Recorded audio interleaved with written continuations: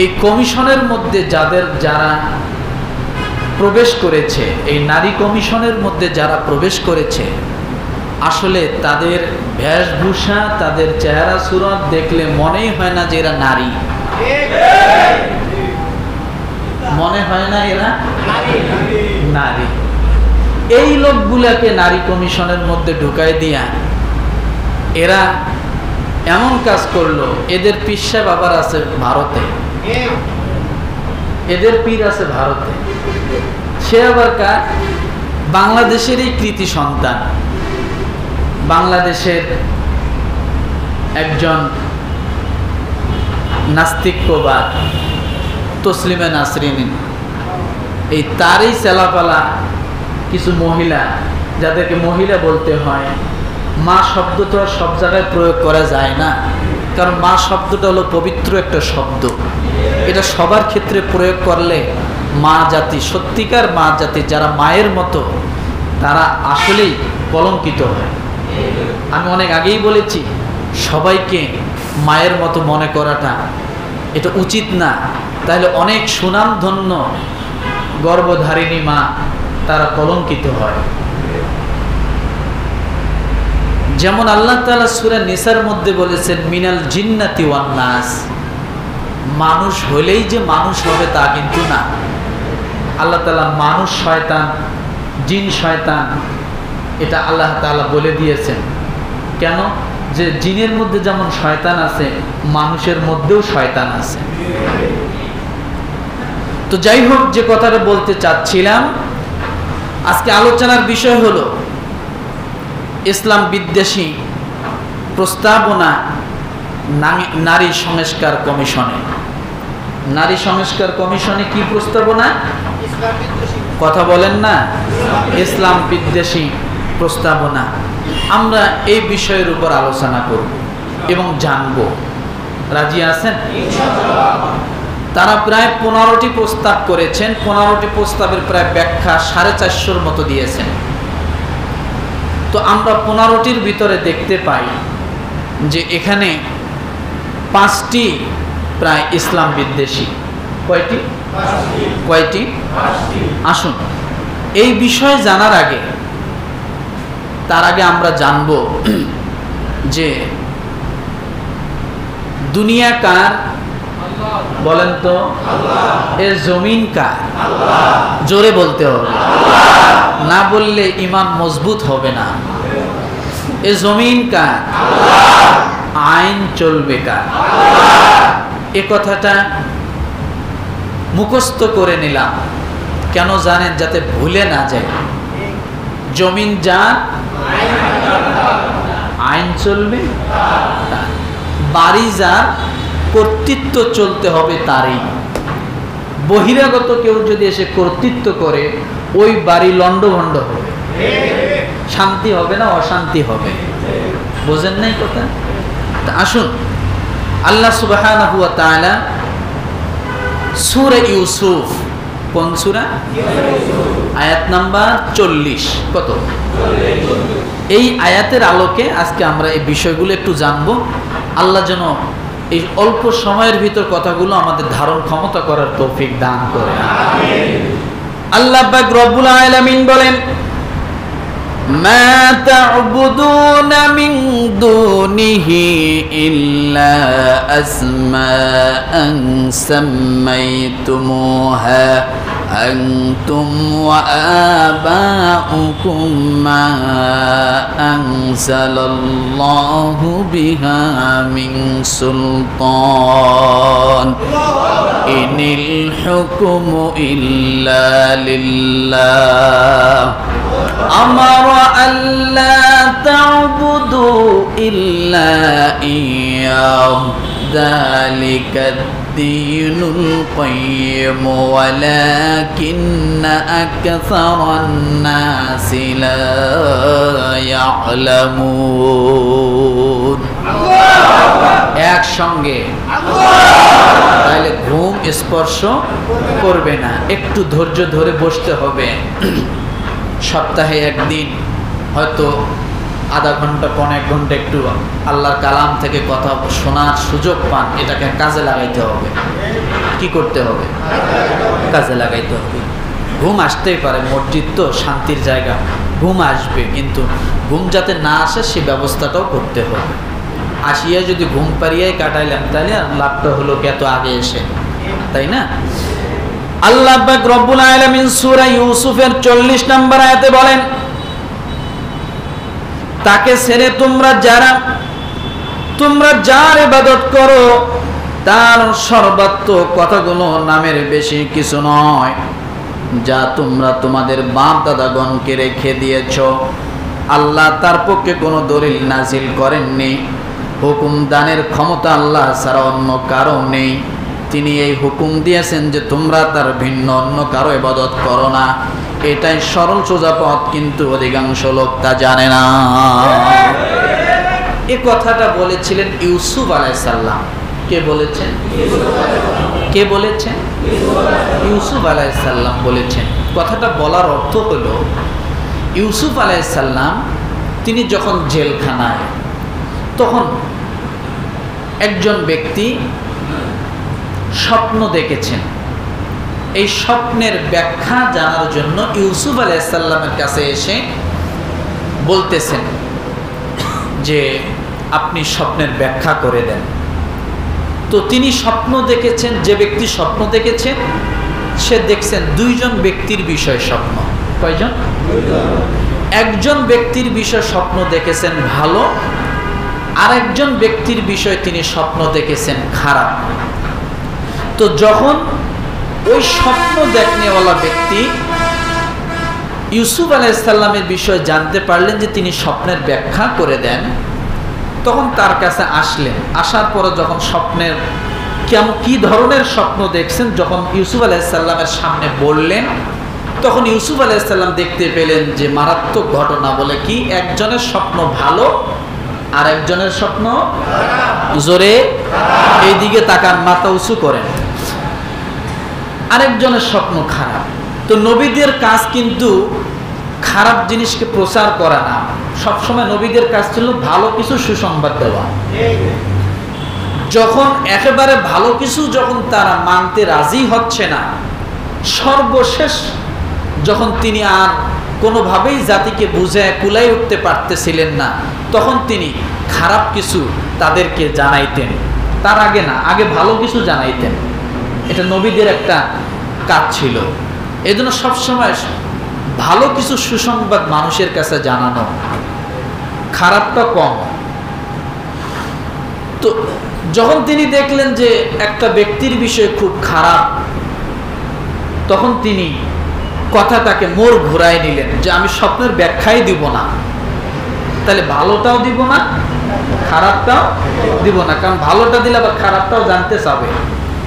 তখন তিনি এই কথাগুলো ওই স্বপ্নের ব্যাখ্যার মাঝখানে শুরু করে দিলেন। মা তা'বুদুনা মিন দুনিহি ইল্লা আসমাআন সাম্মাইতুমুহা আনতুম ওয়া আবাউকুম মা আনজালাল্লাহু বিহা মিন সুলতান। এই কথাগুলো তিনি ঢোকায় দেওয়ার অর্থ হলো ওই লোকটা যেন স্বপ্নের ব্যাখ্যার কথা মন থেকে ভুলে যায়। কি হয়? মন থেকে ভুলে যায়। ইউসুফ আলাইহিস সালাম মোড় ঘুরিয়ে দেওয়ার জন্য এই কথাগুলো বললেন। তো ওই ব্যক্তি ছিল নাসর বান্দা। এই কথাগুলো সব শোনার পর আবার জিজ্ঞাসা করছে, আপনি স্বপ্নের ব্যাখ্যা দিলেন না? আমাদের সমাজে কিন্তু এমন কিছু লোক আছে মানুষকে বুঝতে চায় না, এমন সময় হুট করে এমন প্রশ্ন করে যা মানুষের সামনে উত্তর দেওয়া জবাব দেওয়া যায় না। তখন ব্যক্তি যদি জ্ঞানী হয়, হিকমতের সাথে কথাটা ঘুরে নিয়ে যায় অন্যদিকে, কিন্তু এটা বোঝার ক্ষমতা সকলের আবার থাকে না। আমার ভাইরা, ইউসুফ আলাইহিস সালাম তখন অন্য মনস্ক করানোর জন্য কি বললেন? আল্লাহকে ছেড়ে তোমরা যার ইবাদত করছো তার সর্বাত্মক কথাগুলো নামের বেশি কিছু নয়, অর্থাৎ ওই সময় যে মানুষটা জিজ্ঞাসা করেছিল স্বপ্নের ব্যাখ্যা, তারা বিভিন্নভাবে বিভিন্ন মূর্তির নামে তারা পূজা করত। কি করত? বিভিন্ন মূর্তিকে বানাইয়া তার নাম রেখে পূজা করত। বিভিন্ন বিষয়ের উপর মূর্তি বানাইতো। এই কথাটা হযরত ইউসুফ আলাইহিস সালাম তাওহীদের দাওয়াত দেওয়ার জন্য, তার মনকে অন্যদিকে মনস্ক করার জন্য তিনি দাওয়াতের খেয়ালে কথা অন্য মনস্ক করে দিলেন যে তোমরা যে মূর্তিগুলো বানাও, তোমরা এতগুলো মূর্তি বানানোর পরে তার ভিন্ন ভিন্ন নাম দাও এবং ভিন্ন ভিন্ন নামে তোমরা তাদের ইবাদত করতে থাকো, যা তোমরা তোমাদের বাপদাদাগণ রেখে দিয়েছে। অর্থাৎ এইটা কথা বলতো যে আমরা নতুন করি তো এটা শুরু করি নাই, আমাদের বাপদাদারাও এগুলা বানাইতো এবং তাদের নাম রেখে রেখে মূর্তি পূজা করতো, আমরা সেগুলাই করি। হযরত ইউসুফ আলাইহিস সালাম বাপদাদার কথা উল্লেখ করলেন, এরপরে বললেন আল্লাহ তার পক্ষে কোনো দলিল নাজিল করেননি। অর্থাৎ তোমরা যে মূর্তিগুলো বানাচ্ছ এগুলা তোমাদের জন্য যে কোনো উপকার করবে এইরকম কোনো কিছু আল্লাহ তাআলা দুনিয়ার জমিনে রাখে না। কোন মূর্তি, কোন নাম মূর্তি বানায় তার নাম দিয়া সেগুলো পূজা করলে তোমাদের যে উপকার করবে আল্লাহ তাআলা এমন কোন নজির দুনিয়ার জমিনে রাখে না। এরপরে রব্বুল আলামিনের কথা বললেন ইউসুফ আলাইহিস সালাম, এরপরে বলেন ইনিল হুকুমু ইল্লা লিল্লাহ, হুকুম দানের ক্ষমতা আল্লাহ ছাড়া অন্য কারণে তিনি এ হুকুম দিয়েছেন যে তোমরা তার সঙ্গে অন্য কারো ইবাদত করবে না এবং অন্য কারো সঙ্গে তোমরা শিরক করবে না, কিন্তু অধিকাংশ লোক তা কখনো জানে না। আমার মূল আলোচনার বিষয়টা হলো ইনিল হুকমু ইল্লা লিল্লাহ, অর্থাৎ আল্লাহর হুকুম যা আছে এটার পরিবর্তন করার মতো ক্ষমতা কারো নাই। আল্লাহর হুকুম যা আছে এটার পরিবর্তন করার ক্ষমতা কারো নাই। হ্যাঁ, যদি আল্লাহ সুবহানাহু ওয়া তাআলা হুকুমকে পরিবর্তন করার মতো কোনো মাপকাঠি দিয়ে থাকেন তাহলে ওই মাপকাঠির মাধ্যমে হুকুমকে পরিবর্তন করতে হবে, তাছাড়া নিজের মন গড়া মতো খামখেয়ালি আমার এটা পছন্দ হয় না আমি এটা আউট করে দিলাম বলে এমন ক্ষমতা কারো নাই। এখন বলবেন হুজুর তাহলে মাপকাঠিটা কি বোঝার জন্য বলি, আপনি যখন সফর করেন ৭৮ কিলোমিটার যখন আপনি পার হয়ে যাবেন তখন আপনি আর মুকিম থাকেন না, মুসাফির হয়ে যান। কি হয়ে যান? জোরে বলেন। কত কিলো? ৭৮ কিলোমিটার পার হওয়ার নিয়ত করে যদি আপনি বাইর হন আপনি মুসাফির হালত শুরু হয়ে গেল। এখন যদি আপনার সামনে ৪ রাকাত জোহরের নামাজ পড়ে যায় আপনি কয় রাকাত পড়বেন? জোরে বলেন। আপনি ৪ রাকাত নামাজের ক্ষেত্রে ২ রাকাত পড়বেন, কিন্তু ৩ রাকাত নামাজের ক্ষেত্রে ৩ রাকাতেই পড়তে হবে, ২ রাকাতের ক্ষেত্রে ২ রাকাতেই পড়তে হবে। ৪ রাকাতের ক্ষেত্রে আপনি যদি মুসাফির হন ২ রাকাত, আপনি যদি গাঢ় জোরে যদি আপনি ৪ রাকাত নামাজ পড়েন আপনার ১ রাকাতও হবে না। কয় রাকাত হবে না? জোরে মাথা উঁচু করেন, মাঝে মাঝে মাথা উঁচু করাইবেন। ১ রাকাতও হবে না। তাহলে দেখেন এখানে আপনি নিজে নিজে আল্লাহর হুকুম পরিবর্তন করতে পারবেন না। আবার আপনি মুসাফির কোন স্থানে গেছেন, ওই স্থানের ইমাম সাহেব হলেন মুকিম, অর্থাৎ আপনি অনেক দূর থেকে আমার এখানে আসছেন নামাজ পড়ার জন্য মুসাফির হালত নিয়া। আপনি যদি একাই পড়েন জোহরের ৪ রাকাতের ক্ষেত্রে ২ রাকাত পড়তে হবে, কিন্তু আপনি যদি মুকিম ইমামের পিছনে যদি আল্লাহু আকবার বলে জোহরের নামাজে দাঁড়িয়ে যান, তাহলে আপনি যদি 2 রাকাত পড়েন আপনার 1 রাকাতও হবে না, তখন আপনাকে পুরা 4 রাকাত নামাজ ইমামের পিছনে পড়তে হবে। তাহলে হুকুমের পরিবর্তনটা আল্লাহ যে সিস্টেমে দিয়েছেন ওই সিস্টেমে আপনি পরিবর্তন করতে পারবেন, কিন্তু নিজের মন গড়া মোতাবেক পরিবর্তন করলে নিজের মন গড়া কি আমি কেন 2 রাকাত পড়বো, আমি এখন 4 রাকাত পড়ব, হবে? হবে না। কখন হবে? আপনি যখন স্থানীয় ইমামের পিছনে, মুকিম ইমামের পিছনে, নির্দিষ্ট ওই জায়গার ইমামের পিছনে যখন আপনি জোহরের নামাজ মুসাফির হালত নিয়ে পড়তে যাবেন, তখন আপনি 4 রাকাতই পড়তে হবে। 2 রাকাত পড়লে 1 রাকাতও হবে না। আবার একাই যদি আপনি পড়েন, 4 রাকাত যদি পড়েন 1 রাকাতও হবে না। তখন কয় রাকাত? 2 রাকাত। তাহলে ইমামের খাতিরে, বোঝেন, ইমামের খাতিরে আল্লাহ তার হুকুমকে পরিবর্তন করছেন। কিসের খাতিরে? মুকিম ইমামের খাতিরে আল্লাহর হুকুমকে পরিবর্তন করছেন। যখন মুকিম ইমামের পিছনে তুমি নামাজে দাঁড়াইছো, তখন আমার হুকুমটাকে আমি আল্লাহ উঠায় নিলাম, উড্র করলাম। এখন ইমাম সাহেব যে কয় রাকাত পড়ায়, তুমি ওই কয় রাকাতের মুসল্লি হয়ে যাও। বুঝেন নাই? এই জন্য আমার ভাইরা, ইনিল হুকমু ইল্লা লিল্লাহ, হুকুম তো কেবল আল্লাহরই, যেভাবে হুকুম করেছেন। এবার বলবেন হুজুর হুকুম কেমনে হলো? আল্লাহ রাসূল সাল্লাল্লাহু আলাইহি সাল্লাম যেভাবে পথ বাতলায় দিয়েছেন, মুসাফির হালত দিয়ে বুঝায় দিলাম, এটা রাসূলের সুন্নাহ মোতাবেক। এই জন্য আল্লাহর নবী বলেন, মান রাগিবা আন সুন্নতি ফালাইসা মিন্নি, বুখারী হাদিস নাম্বার 563। আল্লাহ রাসূল বলেন, যে আমার আদর্শ থেকে বিমুখ হয় সে আমার উম্মতের মধ্যে অন্তর্ভুক্ত হবে না। এখন আপনি যদি মুসাফির হয়ে যদি মুকিম ইমামের পিছনে যদি আপনি 2 রাকাতে দাঁড়ায় যান, তাহলে রাসূলের সুন্নাহ মোতাবেক আপনার নামাজটা যখনই হবে না, যখনই আপনি পড়বেন না, তখনই আপনি রাসূলের উম্মত থেকে খারিজ হয়ে যাবেন। তাহলে এক বুঝলাম আল্লাহর হুকুম এটা উড্র করার মতো আপনি ব্যক্তিগতভাবে করতে পারবেন না। কথা বুঝেন নাই? হুকুম যেমন আল্লাহ, আইন চলবে ওইভাবে আল্লাহ যেভাবে সিদ্ধান্ত দিয়েছেন।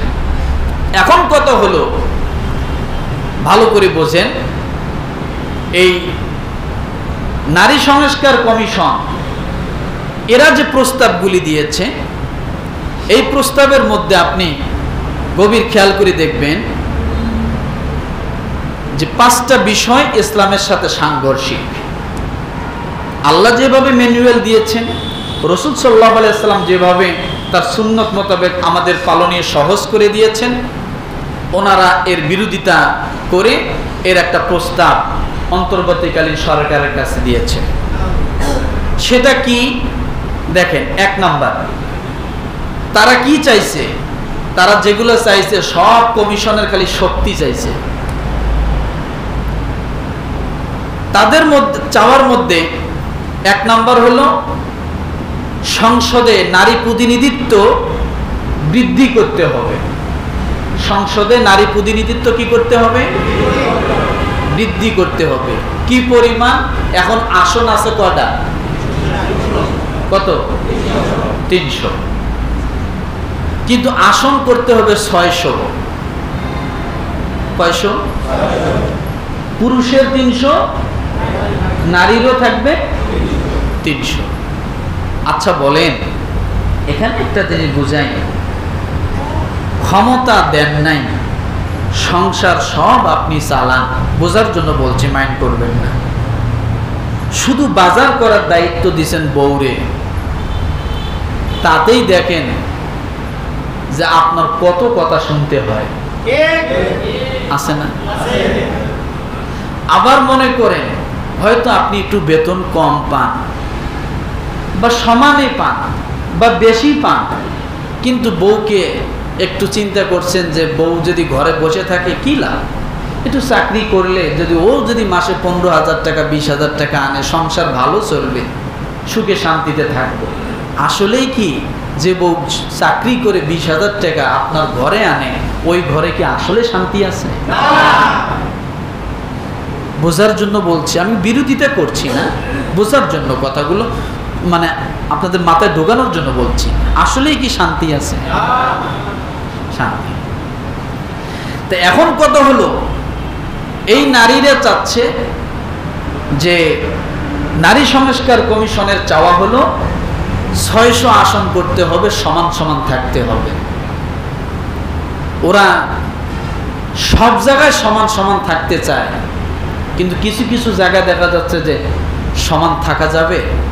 কথা বলেন, আপনি 50 কেজির একটা বস্তা মাথায় করে নিয়ে বাসায় এনে দেন, উনি বস্তার মুখ খালি সুতে খুলে হা করে দাঁড়ায় রয়েছে।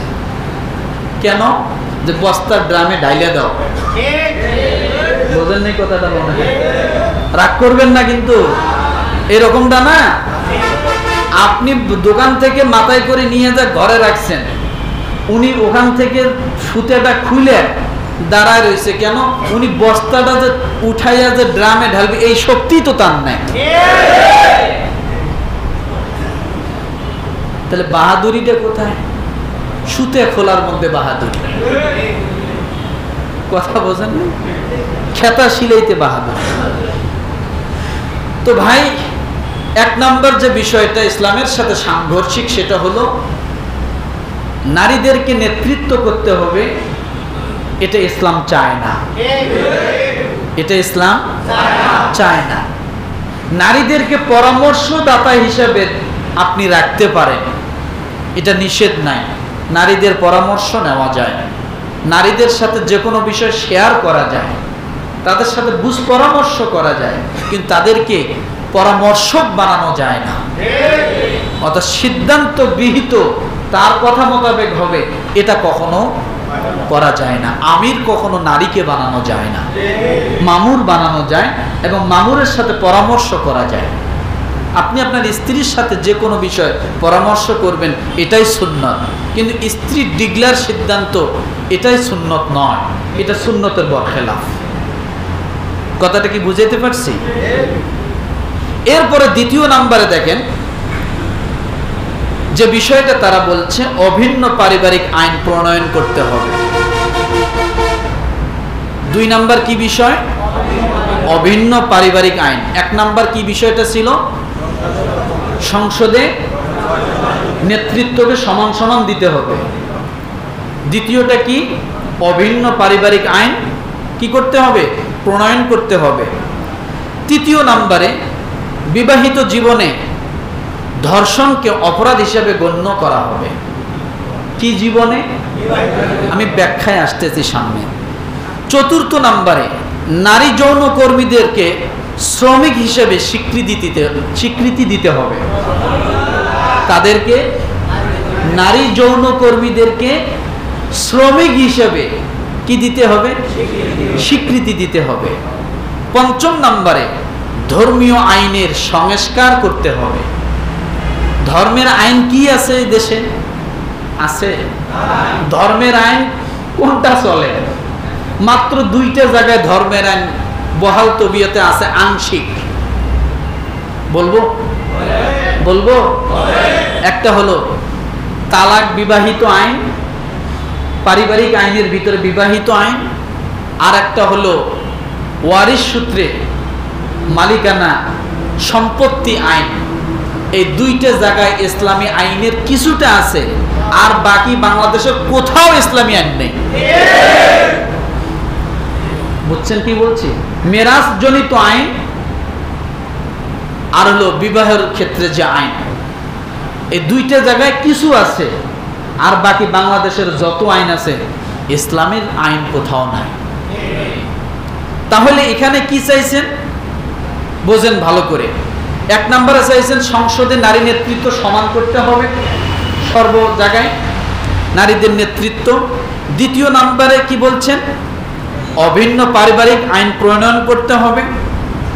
3 নম্বরে বিবাহিত জীবনকে ধর্ষণের অপরাধ হিসেবে গণ্য করতে হবে। এটা ব্যাখ্যা করতেছি, আগে ভুল বুঝেন না।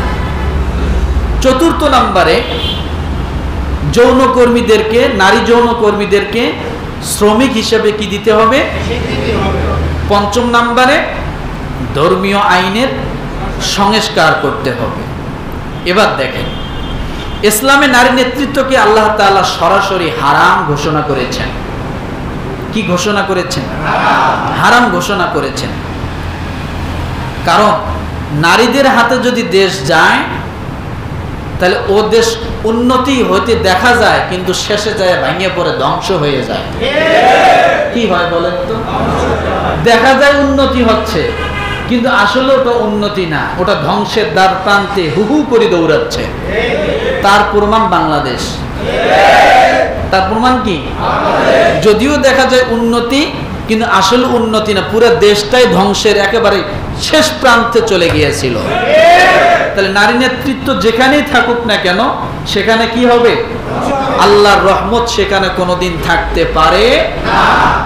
এখন কথা হলো, এই নারীরা, এই নারী সংস্কার কমিশনের এই নারীরা, মহিলারা, এরা একটা দলিল পেশ করছে। কি পেশ করছে? দলিল পেশ করছে রানী বিলকিসের কথা। কার কথা? জোরে বলে, জোরে। রানী বিলকিসের কথা, যে এখন না হয় আলেম ওলামারা নারী নেতৃত্ব হারাম হারাম বলে, তো রানী বিলকিস তো আগে রানী ছিল, দেশ শাসন করেছে। দেখছেন কোথায় হাত দিছে রানী বিলকিস? হ্যাঁ, আসলে ভুল বুঝলে যা হয়। রানী বিলকিস যখন দেশ শাসন করেছিল তখন সে মুসলমান ছিল না। এক নাম্বার পয়েন্টটা বুঝে নেন, কি ছিল না? কি ছিল না? মুসলমান ছিল না। কিন্তু যখন তিনি মুসলমান হয়েছেন, সুলাইমান আলাইহিস সালাম ততক্ষণ পর্যন্ত তাকে কালেমা করাননি যতক্ষণ পর্যন্ত তার হাতে দেশ ছিল। রানী বিলকিসের হাতে যতদিন দেশ ছিল ততদিন তাকে কি করেননি? কালেমা পড়াননি। যখন দেশ ছাড়ছেন, নেতৃত্ব ছেড়ে দিয়েছেন, তখন সুলাইমান আলাইহিস সালাম তাকে কালেমা পড়ায় নিছেন। তখন তিনি সুলাইমান আলাইহিস সালামের দলে ঢুকে গেছেন, আর তার নেতৃত্ব সুলাইমান আলাইহিস সালামের হাতে তিনি অর্পণ করেছেন। প্রমাণ কি? প্রমাণ দরকার আছে না? ইন্নাহু মিন সুলাইমান ওয়া ইন্নাহু বিসমিল্লাহির রহমানির রহিম। আল্লাহ তাআলু আলাইয়া ওয়া আতুনি মুসলিমিন। সূরা নামল আপনি পড়ে দেখতে পারেন, 19 নম্বর পারায়। আল্লাহ তাআলু আলাইয়া ওয়া আতুনি মুসলিমিন। হে পাখি, হুদহুদ, তুমি যাও, চিঠি দিয়ে আসো। জানালা দিয়া এই কথা বলতে গেলে কয়েক ঘন্টা চলে যাবে আমি যদি রানী বিলকিসের ঘটনা বলতে যাই। সুলাইমান আলাইহিস সালাম পাখিকে চিঠি দিয়ে বললেন, যাও। ওয়া তাফাক্কাদাত তায়রা ফাকালা মা লিয়া লা আরাল হুদহুদা আম কানা মিনাল গায়িবিন। পাখিকে খুঁজে পায় না, আসলো। লম্বা কথা বলবো না। এখন কথা হলো, সুলাইমান আলাইহিস সালাম বলে যে চিঠি দিলাম, চিঠিটা নিয়ে যায় যেভাবে পারো। রানী বিলকিস বর্তমান সময় ঘুমিয়ে আছে, তার বুকের উপরে চিঠিটা রেখে আসো। সুবহানাল্লাহ বলবেন না? চিঠি কার? কার? সুলাইমান আলাইহিস সালাম। চিঠিতে কি লেখা ছিল? ইন্নাহু মিন সুলাইমান। চিঠির শেষে, আপনারা অনেকেই তো চিঠি জানেন না, আগের যারা আছেন আজ থেকে 10-15 বছর 20 বছর আগে, তারা চিঠি সম্পর্কে জানেন। চিঠি লেখার শেষে যায়া ইতি মোহাম্মদ অমুক ছিল, কি ছিল?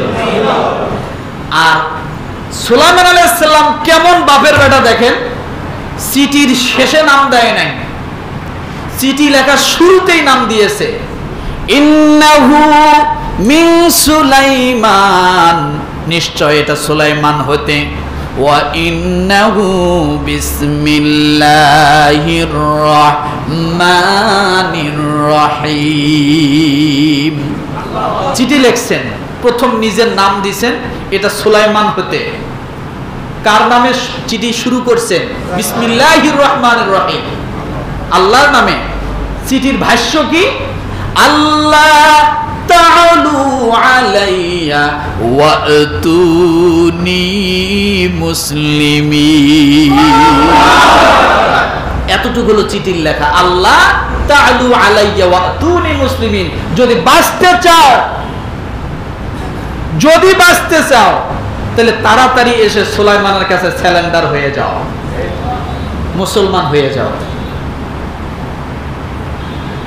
চিঠি আর কিছু লেখে নাই, এইটাই তার ভাষা ছিল।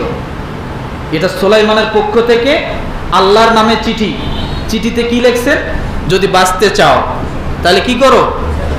তাড়াতাড়ি এসে সুলাইমানের হাতে হাত মিলায় মুসলমান হয়ে যাও। আর কিছু লেখে নেই। আমার ভাইরা, তখন রানী বিলকিস বাদশা কি? তখন রানী বিলকিস বাদশা এবার দেখেন, রব্বি ইন্নী যালামতু নাফসি ওয়া আসলামতু মা'a সুলাইমানা লিল্লাহি রাব্বিল আলামিন।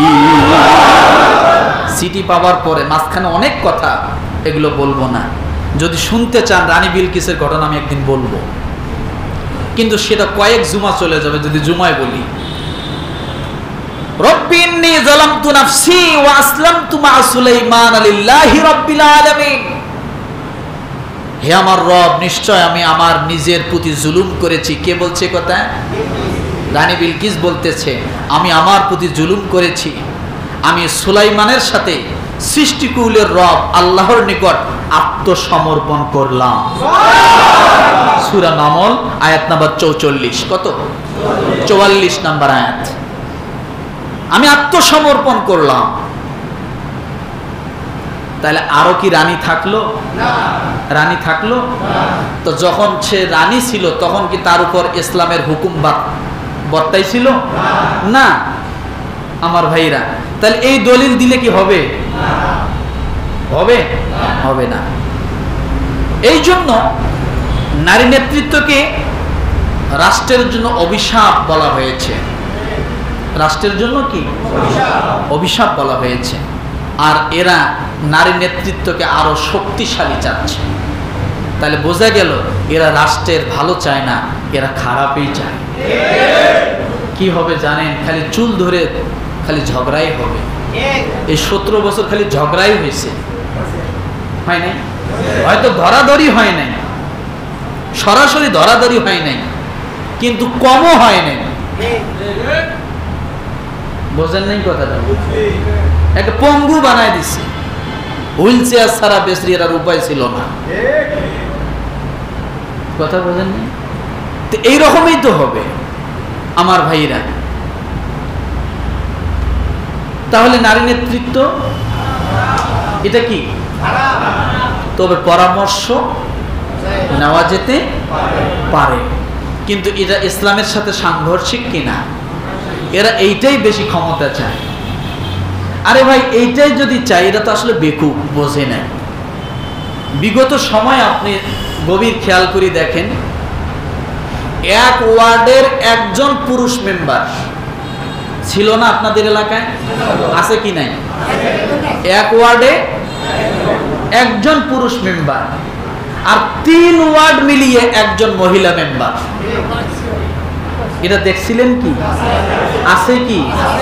তাহলে এই তিন পুরুষের সমান এক মহিলাকে ক্ষমতা দেওয়া হয়েছিল, এতেও তারা সন্তুষ্ট না, আরো চায়। আরো কি? আরো চায়। 3 জন পুরুষ 3 ওয়ার্ডে যে কাজ করবে, এক মহিলা সেই ওয়ার্ডে কাজ করবে। অর্থাৎ 3 জন মুসল্লি একজন ইমাম বানায় দিছিল, তারপরেও সন্তুষ্ট না। আসলে এগুলো পাগল না? বোঝে না তো। তাই। তাহলে এটা ইসলামের সাথে সাংঘর্ষিক, এটা মানা যাবে? কথা বলেন। দ্বিতীয় নম্বরে অভিন্ন পারিবারিক আইন সম্পর্কে ইসলাম কি বলে? নারী সংস্কার কমিশনের অভিন্ন পারিবারিক আইনের সুপারিশ বলা হচ্ছে, বিবাহে নারী নিজের সিদ্ধান্ত নিজে নিবে। বিবাহের ক্ষেত্রে নারী কি করবে? নিজের সিদ্ধান্ত নিজেই নিবে।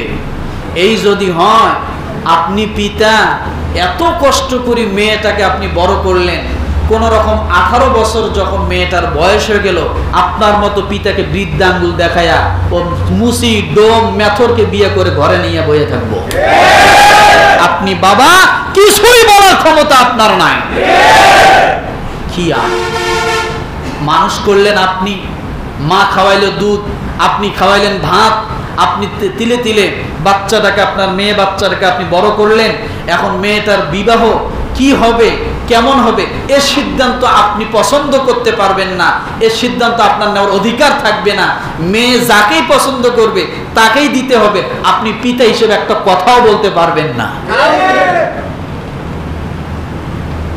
তাহলে আপনি বাবার জন্ম দিয়ে বোকা সাচ্ছেন না, আপনার বোকা বানাইতেছে।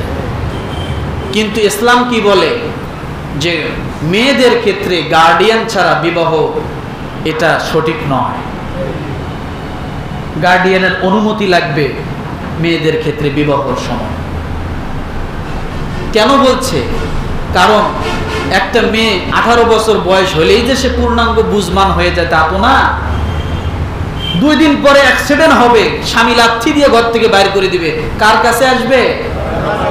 কার কাছে? তখন আবার বাপকে মানি নিতে হবে, না নিলে ওই বাপকে আবার মামলার কাঠগড়ায় দাঁড় করাইতে হবে। চিন্তা করছে? কয় না বিচার মানি তাল গাছ আমার। মেয়েটা আকাম কুকাম করিয়া 2-3টা ছেলের সাথে সম্পর্ক করিয়া নানান ঝামেলা করিয়া আপনার মান ইজ্জত শেষ করিয়া যখন সে ওখান থেকে বিতাড়িত হলো, আপনার মতো পিতাকে আবার মানি নিতে হবে। যদি না নেন, আপনি এটা তু শব্দ করতে পারবেন না, ওই মেয়ে আবার যে আপনার বিরুদ্ধে মামলা করবে। এই হলো পারিবারিক অভিন্ন আইন। এটা করা যাবে? হ্যাঁ,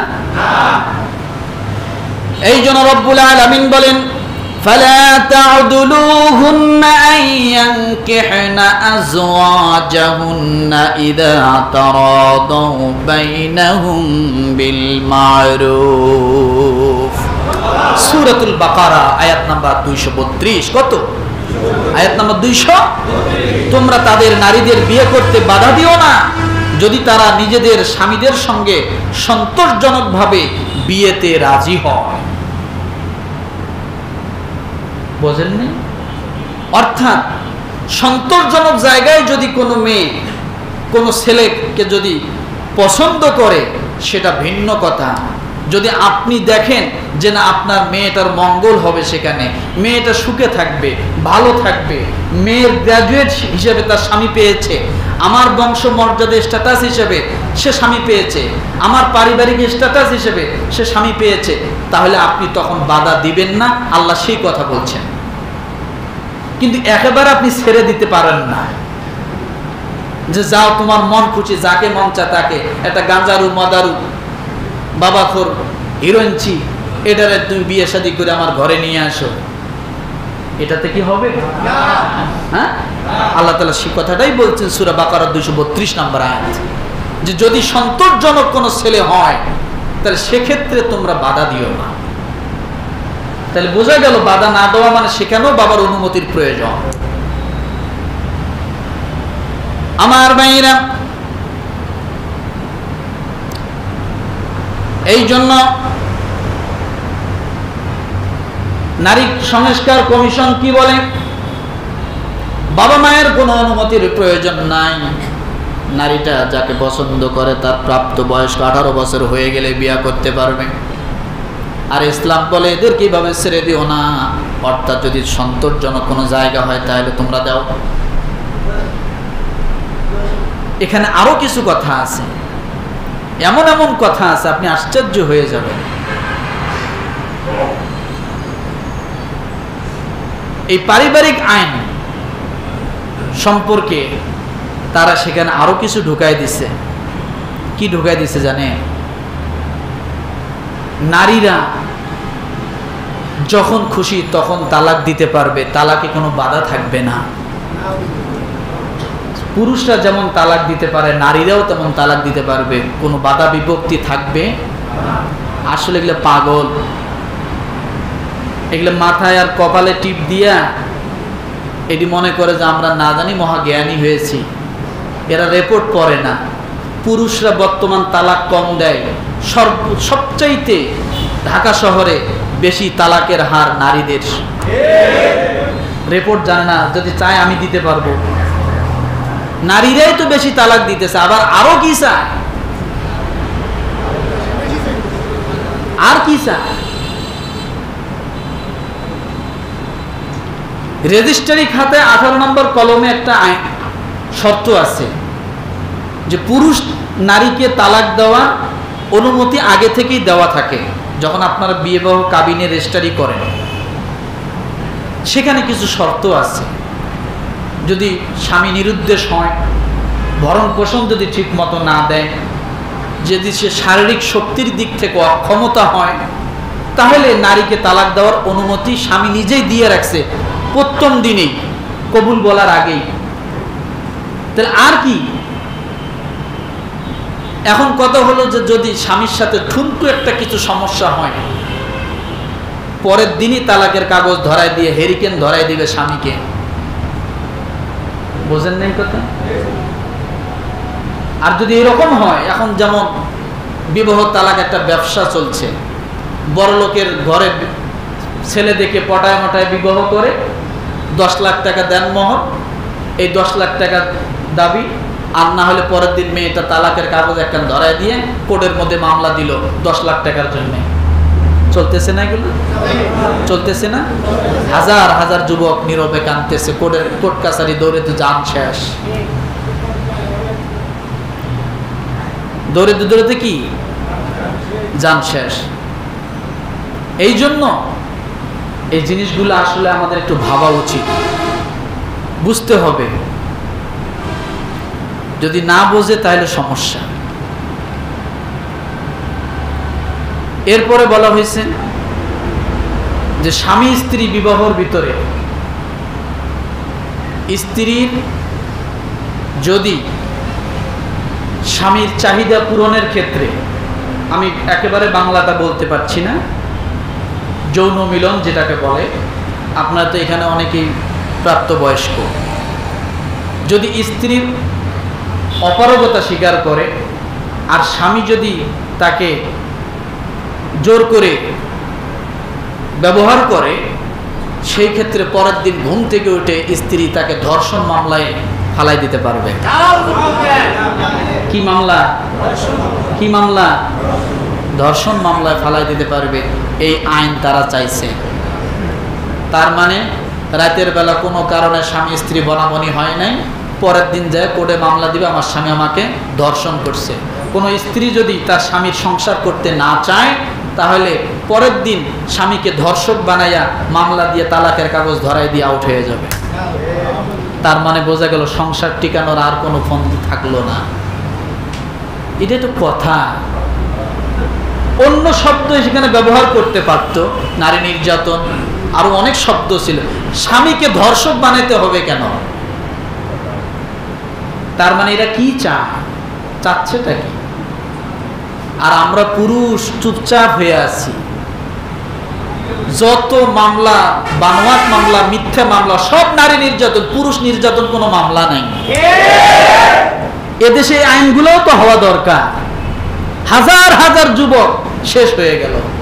20 বছর 15 বছর বিদেশ থেকে টাকা পাঠায়া সমস্ত কিছু স্ত্রীর হাতে বিশ্বাস করে দিছে, আসে দেখে বউও নাই, টাকা পয়সাও নাই, উল্টে মামলা দিয়ে স্বামীকে হয়রানি। এগুলো নিয়ে পুরুষরা কেন কথা বলেন এটা আমার মাথায় ধরে না। আসলে কি পুরুষত্ব হারিয়ে ফেলছে নাকি আল্লাহ ভালো জানে। দেখেন নারীরা কি আইন চাচ্ছে আর পুরুষরা চুপচাপ করে বসে আছে। বোঝেন নাই কথাটা? এই জন্য আসলে আমাদের বোঝা দরকার। এরপরে সময় শেষ, যৌনকর্মীদেরকে শ্রমিক হিসেবে মর্যাদা দিতে হবে। যৌনকর্মী অর্থাৎ যৌন নারী কর্মীদেরকে শ্রমিক হিসেবে মর্যাদা দিতে হবে, এটা কোনো কথা? এটা ইসলামের সাথে সাংঘর্ষিক কিনা? এটা কিসের শ্রম?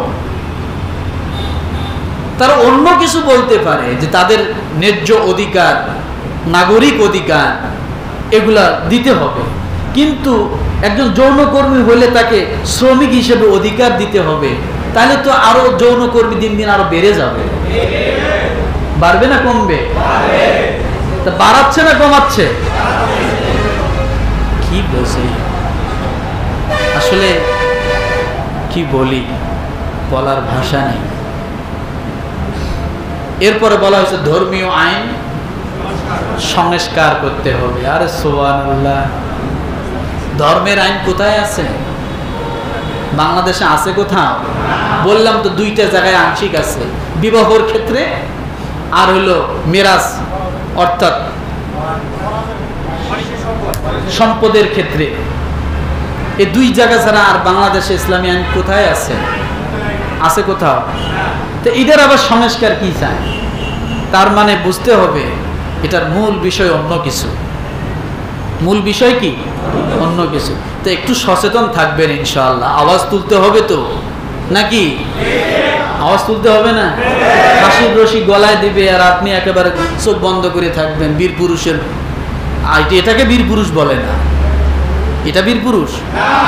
একটু সচেতন থাকবেন। আল্লাহ তাআলা আমাদের সকলকে কবুল করুক, আমিন।